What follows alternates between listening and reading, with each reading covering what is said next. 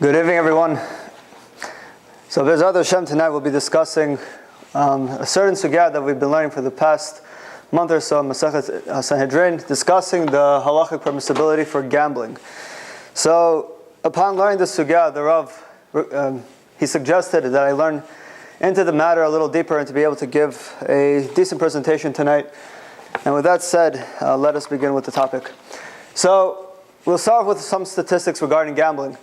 So approximately 15% of American adults, they gamble on a weekly basis. You know, they go Las Vegas, Atlantic City, playing anything ranging from slots to poker to blackjack, anything of the sort. If you take into account the people who gamble monthly, becomes 30%. So it's close to 1 in 3 Americans who gamble monthly doing the same thing as discussed. It's about 100 million people. A lot of people. So now, 1 in 5 people that gamble, a series of problems occurs in their life because of the addiction that they have to gambling. Move back. Some of the problems that is listed is problems with their relationship, some mental problems such as depression, anxiety, sometimes it leads to suicide. And because of that, it becomes a very scary thing to realize that it's such a frequent possibility that it just strikes the nation to such a great extent. And because of that, I feel that there's a lot to be learned about it, not only the legality, but rather the moral issues that are involved as well. So regarding the history of gambling, we find the very first instances that's talked about is about 2,500 years ago. There's a famous Greek author, his name was Homer, not Simpson, just Homer itself. And he's known to be a famous writer discussing a lot of Greek folklore and mythology. And over there, he talks about in one of his manuscripts about this certain type of cube that the Greeks would use in order to shoot numbers. So of course, we know today it would refer to the dice. He talks about different games of chance, like heads and tails as well. And he talks how the Hellenizing movement, the Greeks, how they want to be able to come across the world and to influence other nations through their activities and through their entertainment. And he says how gambling would be able to bring people closer together and be a great way for communities to come along. So eventually, time passes by, and we know that the Greeks and later on the Romans, they would come into Eretz Yisrael. At that time, it was known as Eretz Yehuda. They would come and try to bring their ideas into the world, as is normally found with different cultures coming inside. And they were successful. We know that there were many Jews that were Hellenized, and there was the whole story of Hanukkah refers to that time period. Later on, when the Greeks and the Romans, when they came inside, and the Romans later on destroyed the Beit Mikdash, they were there for a couple hundred years. And with those ideas, they became even stronger. And the concept of gambling became so widespread that it even managed to come into discussion in the Gemara, as is found in Masechet Sanhedrin. Now, as discussed over there, it becomes a very big issue, not only regarding its permissibility, but also the ability for a person who gambles, whether he's eligible to testify, not only in court, but also in matters regarding divorce and marriage and commerce. And it becomes a very long discussion, what exactly are the parameters. And with that, we'll be discussing the Gemara itself. Now the Gemara begins with a Mishnah. The Mishnah states like this: the following are disqualified for becoming witnesses. The first one that is listed, it says, a person who plays with dice. That's the opinion of Rabbi Meir. Just states without anything else, a person who plays with dice, he is not allowed to testify in court, or anything else. Comes Rabbi Yehuda, and he states, when does this apply? It applies only if he's a professional gambler. But if he's not a professional gambler, but he has a different job, he is allowed to testify as everybody else, without a problem. So, before we understand the reasons for why that would be, where exactly are they talking about? We have to understand a simple point. Is Rabbi Yehuda arguing against Rabbi Meir, or is he just explaining what Rabbi Meir is trying to say as well?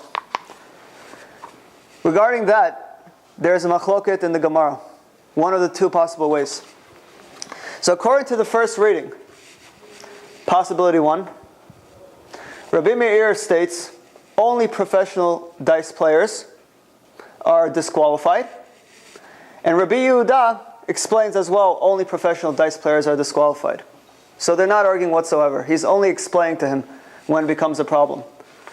According to the second reading, possibility number 2, Rabbi Meir, when he states dice players are disqualified, he refers to all types of gamblers, not distinguishing whether they are professional or whether they have a job. Comes Rabbi Yehuda and argues, no, I disagree. It's only professional dice players, and therefore it becomes a leniency for anyone who does possess some sort of occupation. He's allowed to go on his way as everybody else. Now the opinions themselves, as found in table number 2, we're going to get into it, exactly what the reasoning is for. But the first possibility, possibility number 1, where we say that they are not arguing whatsoever, where they're stating the exact same thing, is the opinion of Rav Sheshat. But according to the second possibility, where we say they are arguing, it's only according to Rami Bar Chama. We'll see this later on as well, how it plays along. Now the question is, what exactly is the reasoning for this position? Why would we say that they are disqualified? What exactly does the problem become? So now, if we're going to say that it's all dice players are forbidden, whether they have a job, whether they don't have a job, the reason would be is because they are considered to have stolen rabbinically. All right? They are considered to have stolen, and it seems as if it's something that there's no way of coming back, to do teshuvah unless you return the money. Failure to do so, you're considered a thief, and the thief is not allowed to testify. So it becomes a big issue. All dice players, right? Now, if we're going to say it's only the professional ones, but if you have a job, and it's only professional ones that are disqualified, therefore it's not an issue of gambling, but it's a different issue involved. And this issue is when a person is not occupied with furthering the benefit of society, where being a productive member, where he's able to influence in commerce, and he's able to understand what it means to earn a hard-earned living. So he understands what it means to appreciate money. So due to that appreciation, he could be counted as a valid witness, because when he comes to be placed in a testimony, he's not going to lie, because he understands the other litigant's claim, and he understands where they're coming from. However, a professional gambler, he doesn't know what it means to work hard. Everything for him comes very easily. Or he might be losing all the time, and he has no sense of dignity, and perhaps no sense of morals whatsoever. And that concern pushes him off from becoming a valid witness. That's the first one. Now, to go into a little deeper, I want us to learn a specific vocabulary today, a technical term that's discussed in the Gemara, and it's elaborated later on. Throughout Shas, we found it mainly in the famous Masechet Bava Metzia, Bava Batra, where they call a concept of stealing the Rabbanan, they call it by the word of asmachta. So somech, we know in Hebrew, means to rely on something. So what is this reliance based on? The Gemara gives a number of cases, and we're going to go to a couple of them and see where exactly they match up. The Gemara says, you have a person, he lends money to another individual. Let's say he gives $1,000 to him. And he tells him, you have 30 days to pay the $1,000 back to me. So again, the creditor gives the borrower $1,000 for a 30-day period. After the 30 days, the money must be returned. He has it signed on a contract. So there's a loan contract that's involved as well. Comes the 30 days, and the person who borrowed, he was only able to pay half the amount. He has another $500 remaining, and he's short. So he doesn't know what to do. Time is up.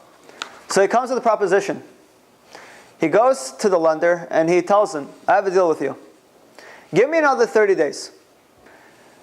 I'll pay you back the $500, but what's in it for you?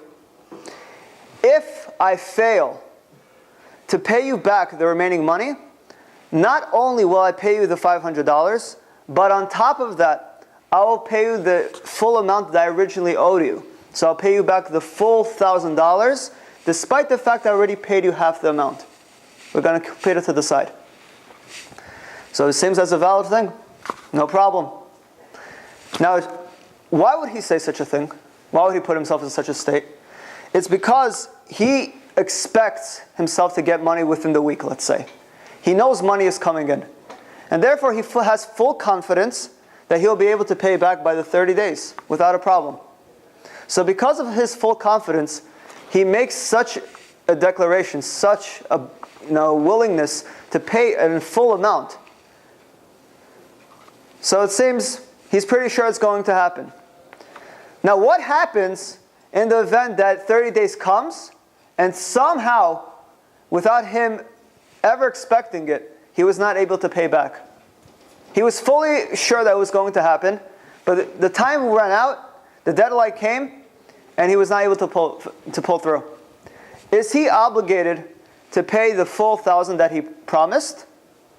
Or is it considered a void?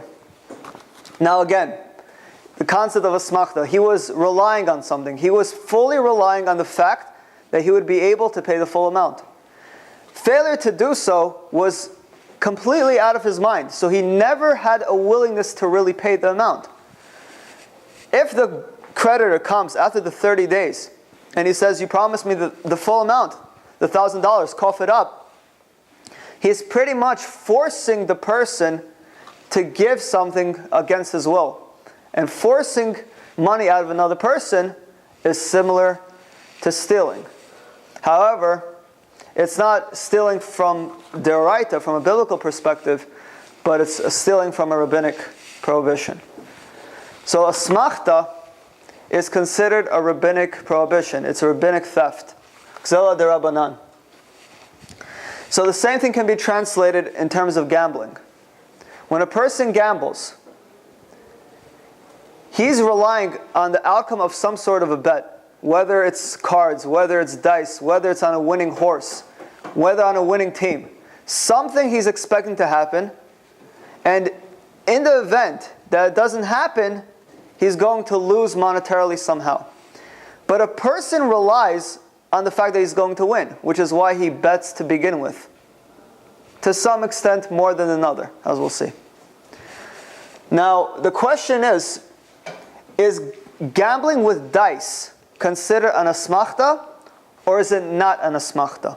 Is it something that would be considered rabbinic theft, or is it not considered rabbinic theft?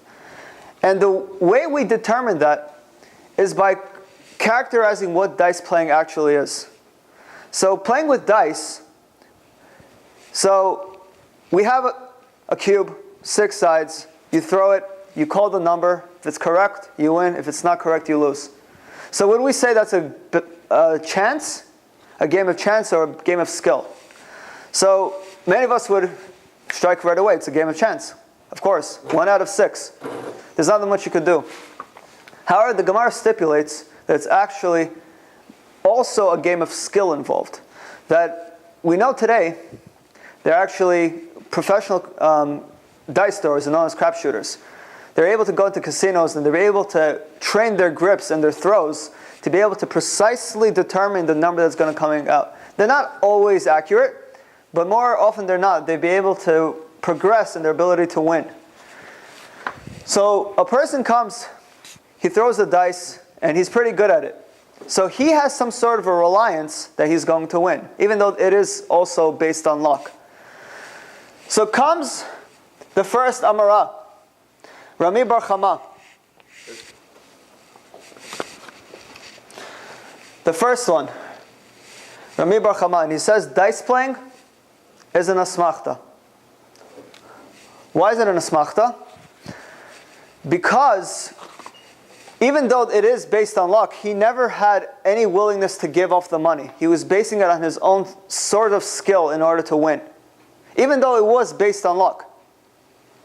But the fact is that at the end of the day, he does not actually want to relinquish his money. And because he doesn't want to do so, the other player taking it from him after winning is considered as if he's stolen. According to Rav Sheshat, the second opinion, he says absolutely not. It's not an asmachta. It's not considered rabbinic theft. Because a game that has even some sort of partial luck involved, even though there is some skill involved as well, there is going to be, in the person's mind, however back in the mind it is, that there is a chance he's going to lose. And him understanding that there is a chance to lose prevents a person from not being able to take the money when he wins. So it's not considered rabbinic theft because he knows what he's getting himself into. However, he disagrees on a certain, he actually agrees at a certain point with Rami Bar Chama. He states, unlike playing dice, where it's all based on luck, if there's a game that's based fully on skill, that there's absolutely no luck involved, but it's the battle of the brains, if that's the case, and the person comes and loses the match, since he was relying on his own skill to win and he lost, that would be considered an asmachta, and it would be rabbinic theft as well. So, comes the opinions as follows. According to Rami Bar Chama, all types of gambling are forbidden because they're considered an asmachta, and it's theft as well. So here are the possibilities. Whether you're a professional gambler playing a fully skill-based game, whether you're a professional gambler playing a partially or fully luck-based game, and we're going to give examples where this would play along, or you're a non-professional gambler playing a fully skill-based game, or a non-professional gambler playing a partially or fully luck-based game. All these things are forbidden. So, fully skill-based game, games that involve pure mind, games like chess, checkers, Chinese game of Go, where it's all strategically involved. That's fully skill-based, and it doesn't make a difference whether you're professional or not a professional, it's all bad. Games that are partially based on skill or fully based on luck, such as a lot of card games, playing poker, playing 21, playing, I had actually a list of them. Let's get into this right now while we're at it. Interesting one. The name of the game of Baccarat. It's popularized from the James Bond movies. So why it's very famous is because this game, people think it's very complicated. It's actually one of the easiest ones to play in a casino. But it's known to be like very sophisticated, exquisite, that you're going to find it in a completely different area of the casino where everybody has to come with tuxedos, especially the dealer. And the point of the game is there's actually two types of them. The first one... They serve martinis? Yeah, they serve martinis. Comes on the house, that's why it's so expensive. Shaking, not stirring. So there's two types of them. There's the regular one and there's the North American one. What, martinis? So the regular Baccarat, it's more skill-based, and it's kind of like 21. So we know that in the game of blackjack, the objective of the game is to be able to get a set of cards that when you add the sum together, they'll be closest to 21. The one who beats the dealer, or if the dealer beats the player, whoever gets 21 closest with a summation of all the card numbers, he's the winner. Baccarat has kind of the same thing. But the difference is, when they play the cards out, so you have the face values from 2 to 9, they're all faced as they are. And from 10 to king, 10, jack, queen, and king, they have no value whatsoever. So you're only playing pretty much with the numbers itself. So let's say you get 3 or 4 cards. They hand it out to you, and the sum of them is 14. So now the way the game works is like this. The number on the right of your full digit, I'll explain what that means, has to be closest to the number 9 in order to win. So if I have a sum of 14 in my cards, so we drop the 1, we keep the 4. All right? So that's going to be a value of 4. And that's going to be something that's considered very low in that game, and to be able to ask for another card to be able to hit more. So it's very similar to blackjack in certain respects. However, in a different type of them, you just get the cards as it is, and it's all fully luck based. So those type of games are partially or fully luck based games. Another one that's fully luck based is playing on the roulette, playing on the slots, things of the sort that have absolutely no wisdom to it, or even playing bingo, popular game. All of those things are forbidden. Rav Sheshet agrees in most parts that's forbidden, but disagrees in one aspect, as we said earlier. He states that all professional gamblers are forbidden. The reason that he changes from Rabbi Bar Chama is regarding a professional gambler who plays in a fully luck-based game or partial luck-based game. So he says the reason is because he's a non-productive member of society. It's not because it's considered stealing, but it's only because he's not actually doing something productive for other people. The same thing goes for a non-professional playing a fully skill-based game. Since there it is in a smachta, he would state that it's considered theft. However, he disagrees in the very last category, and he writes himself that if you have a non-professional, a guy, let's say he plays poker online for the weekends, but he has his own profession, he's a lawyer. So such a person, he's not only considered to have stolen, but he's even also allowed to testify in court without a problem, without any issue whatsoever. So those are the two opinions, and they contract very much so in the very last category. Now, interestingly enough, the Gemara doesn't actually go into the specifics. I'll just put this over here. Doesn't actually go into the specifics as to who the halacha follows. It just leaves it as a final conclusion. These are the two opinions. Make up your mind whichever one is better according to whatever you see fit. It doesn't really state anything. So comes the Rishonim, and they're the ones who discuss how we go about this. The first one that talks about it is the Rif, Rav Yitzchak al-Pasi. And he states, well, we have two rabbis. There's no final conclusion. So since it's a rabbinic matter that has no final conclusion, we go lenient. So he follows like Rav Sheshet, and he says that a non-professional gambler who plays a game that's based on luck, no problem whatsoever. So if we were to ask him today, what do you think? I have not a family member, but a family friend that I want to have as an ed in my wedding. He plays poker, once a week, but he has a job. Is he allowed? He'd say no problem, because we were lenient over here. Comes the Rambam, and he has a very interesting way of going about it. Kind of contradictory, but it's possible to understand what he's saying. The Rambam says that all types of gambling, luck-based, or whether it's skill-based, is all forbidden. It is all considered theft. It's all on a smachta. You cannot do any of it. However, the Rambam also states in Halchot Edut, he says that a person who plays dice, he is permitted to testify in court so as long as he has another job, which is strange. On the one hand, the Rambam says all types of gambling is theft. On the other hand, he says that if you gamble with something that's based on luck, and you have another job, you're allowed to, it's fine to testify. So it seems as if he's completely contradicting himself. Why would you go by one hand leniently, on the other hand you're very strong against it? So a possible resolution, and it's similar stated by the Vilna Gaon, he says, the Rambam looks at the following problem. He says that we have an issue of stealing.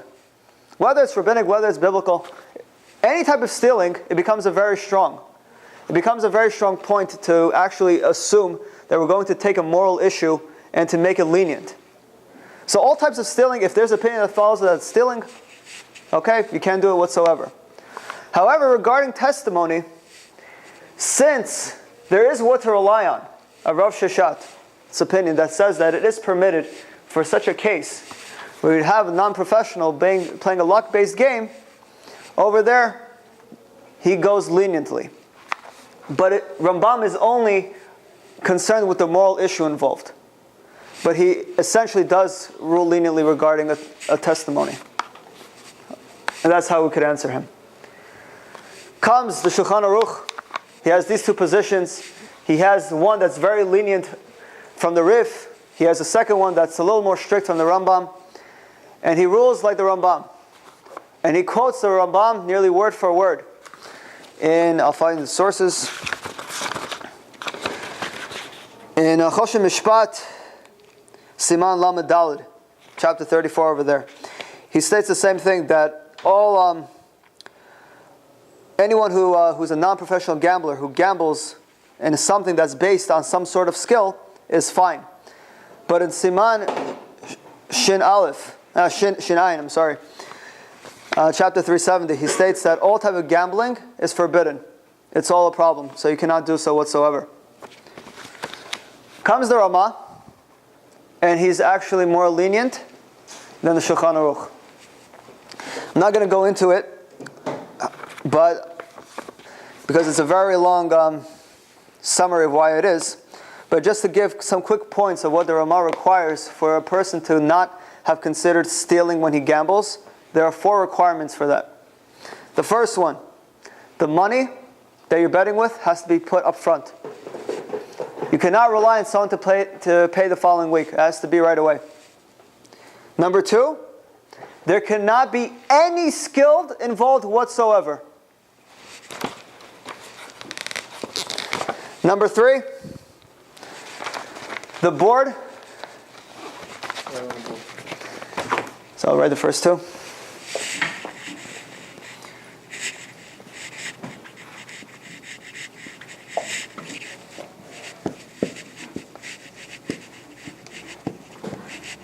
Money up front.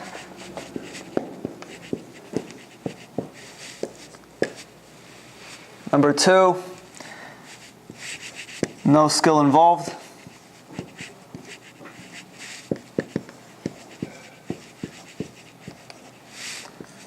Number 3, the board or the dice or whatever you're using to play must be joined by all parties.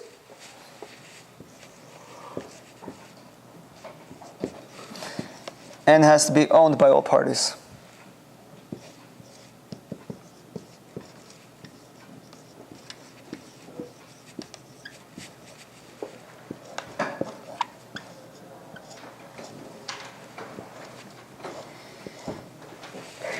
And the fourth one,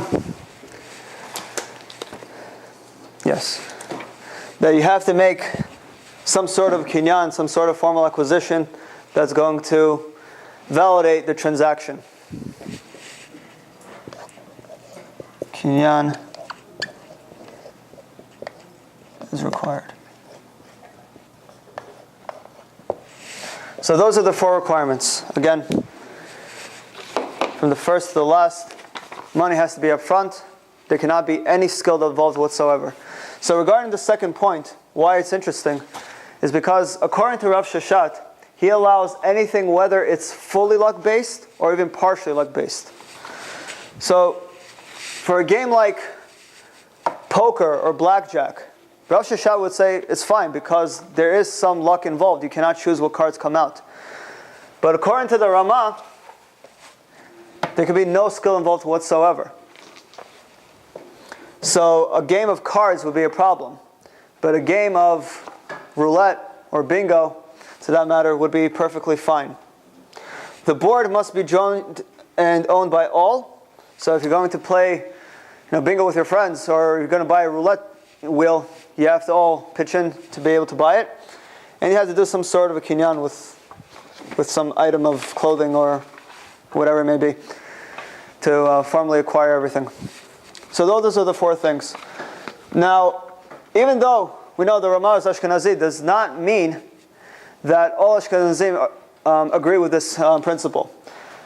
I believe it's the Mishnah Berurah. He writes in Hilchot Shabbat that all types of gambling, even those that are based on fully luck, they're all forbidden. So he goes strictly like the Shulchan Aruch. He does not go like the Ramah.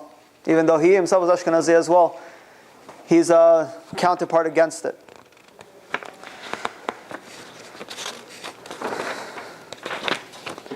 All right, playing the lottery. It's a famous scenario. So according to this, how do we categorize the Powerball, the Mega Million jackpot? So we look at it and we say, all right, we take $1 or $2, we're buying a ticket. A dream. $1 and a dream. $1 and a dream. We buy a ticket and we're hoping that we're going to win. Now, does anyone know what the statistics of winning the Powerball is?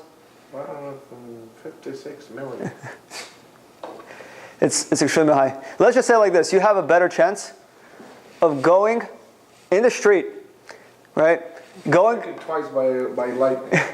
going to 10 people in a row, 11, even 20 people in a row, and guessing their phone number by heart than winning the lottery once. Right? That's your chance of it. So it's very low.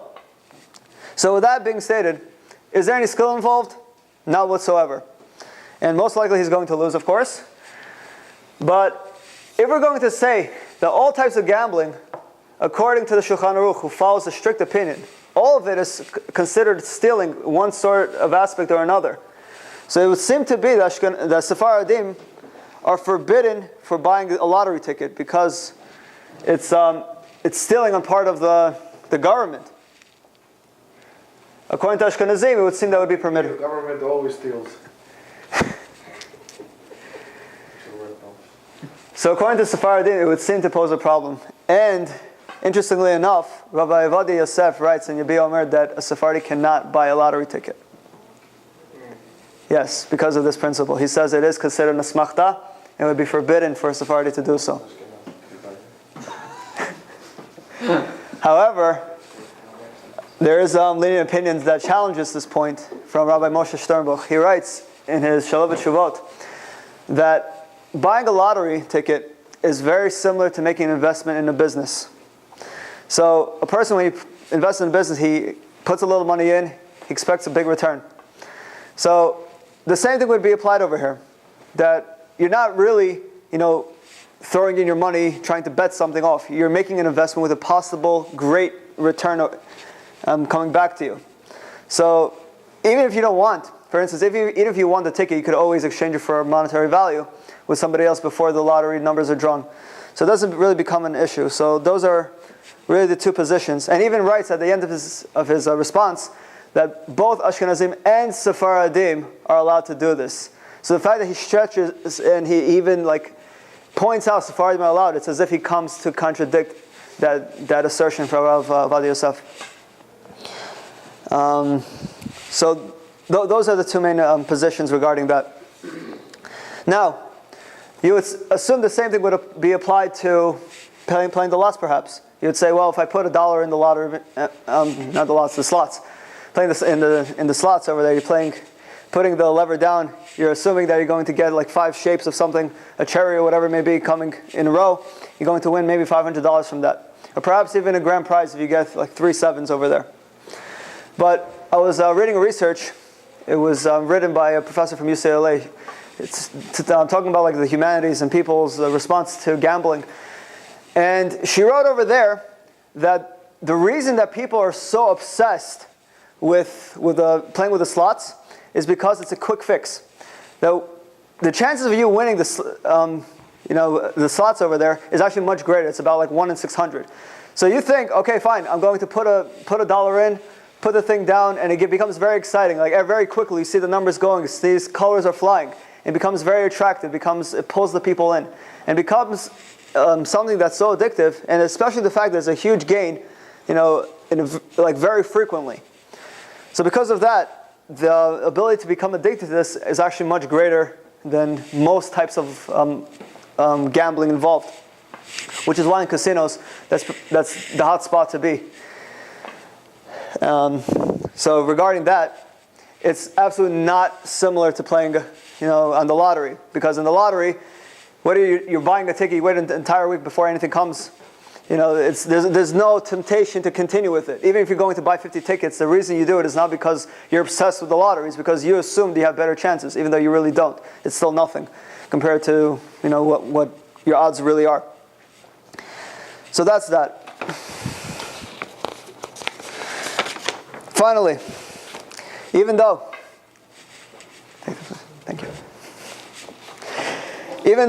we saw the Ramav does bring an opinion that states that gambling is fine. We saw the Rif as one of the early Rishonim saying that gambling would be fine in the condition that you have a non-professional gambler playing a game that has either fully or partially luck involved. This does not come to allow gambling with open arms. And I'm going to read you a number of quotes that I found very interesting by a number of poskim, both contemporary. Also mentioned about the places, in terms of the prohibition of being in the place with drinking and so on and so forth. So I'm going to discuss the moral issues involved as they're brought down by the poskim that are contemporary and both from the past as well. So of course, we know as Jews, we're commanded from the Torah in Sefer Vayikra that we have to be holy, as we found in Parshat Kedoshim. And the Ramban says over there that even those things that are permitted to you, you have to stay away from them in order to find what's just and right in your eyes. So we could assume the same thing over here. Is there permissibility to gamble in some fashions? Perhaps there is, perhaps there isn't. But even if you're going to say that there is, a person going over there, he's removing his course of where he is actually supposed to be landing himself. And by doing so, he does not have the mission of a Jew being presented. He's just refraining himself. And by him doing so, he's being found in a place that where we Jews are not supposed to be. That person would be found to be drunk. Person would be found to become corrupt. He could become depressed over there. Many things could happen. And because of the moral downfall that could play, the permissibility is greatly downplayed at this point. So, coming with the quotes, says the Rambam in Halachot Zela ve'Avodah, he writes the following: when a person plays dice with Gentiles, and I'm translating this, when a person plays dice with Gentiles, he does not violate the prohibition against robbery. He does, however, violate the prohibition against occupying oneself with empty matters. It is not fitting for a person to spend any of his days occupied in anything other than the words of wisdom or pursuits that lead to a stable world. So he, in essence, says that, yes, perhaps there's nothing wrong, but you're wasting your time. This is not what you're supposed to be doing. You have a lifelong mission. You have to work on it. The Rivash, in his Shalom V'Tshuvot, even according to Rav Sheshat, who holds that dice playing is not considered a problem, as we found over here, it is nevertheless ugly, abominable, and repulsive. Rav Moshe Feinstein, Igrod Moshe, Orach Chaim, playing cards, bingo, and similar activities, even though there is no clear prohibition, are repulsive and not productive. Rabbi Ezer Batzri, in his Sefer Dinei Mamonot, we see with our own eyes that those who are drawn after these games in the end waste their money, and many times they reach hopelessness and actual suicide. It is better for a person not to start, because it is very addictive after one gets accustomed to it. And in almost all communities, they have made local decrees against gambling, despite their permissibility. Famous pasuk from Tehillim, David HaMelech over here discusses the work ethic that is expected of a Bnei Israel. He says, Yageh kapecha ki tochal ashrecha v'tov lach. When you eat from the toil of your hands, and you don't go after easy money, as we find in gambling, when you eat from the toil of your hands, praiseworthy are you, and it will be good for you. The Gemara states, praiseworthy are you in this world, and it will be good for you in the next world. And I think, based on this principle, it makes a lot of sense. That a person could be involved with something permitted, but eventually it will cascade down to become a very derogatory person at the very end. And because the moral downfall that's going to be expected once he becomes gambling, it will not be good for him in the next world. So, as a conclusion, we see the halachic problems is not the sole problem. That morality and ethics is perhaps equal to the halachic problems that are involved over here. Being so, for those who are gambling currently, or who know someone gambling, they should try to help them, get them to stop, bring them to counseling. For those who have not, permitted at the very end of the diagram, but forbidden everywhere else. It's completely asur to do so, in all forms, in all shapes. And because of this, many people have fallen, many people have lost a lot, and we should be smart enough to realize that we should not become involved with all these things. A lot to discuss, a lot more to go into, but this is just a small recap of all the major poskim as they brought down. Thank you very much.